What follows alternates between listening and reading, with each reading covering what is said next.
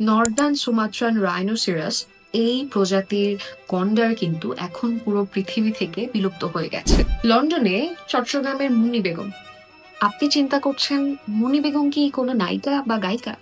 একদমই না। আমরা বলছি বাংলাদেশের চট্টগ্রামের মুন্নি বেগম, একটা গন্ডার যে লন্ডনের চিড়িয়াখানায় অনেক বছর বেঁচে ছিল।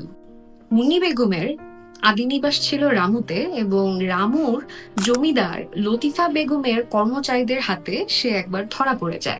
শিকার করে লতিফা বেগমের কাছে নিলে লতিফা বেগম তাকে খুব পছন্দ করে এবং মুন্নি বেগমকে তার নিজের কাছেই রেখে দেয়। একসময় লতিফা বেগম নিজেই মুন্নি বেগমকে কলকাতা চিড়িয়াখানায় পাঠিয়ে দেয়। কিন্তু কলকাতায় বেশি দিন থাকা হয়নি তার। বিরল প্রজাতির প্রাণী হিসেবে তাকে নিয়ে যাওয়া হয় লন্ডনে। 1872 থেকে 1900 সাল পর্যন্ত বেঁচে ছিল আমাদের চট্টগ্রামের মুন্নি বেগম। চিত তোত গং, চেনা চট্টগ্রামের অচেনা ইতিহাস, এই বইটা থেকেই আমি মুন্নি বেগমের গল্পটা পড়ছিলাম।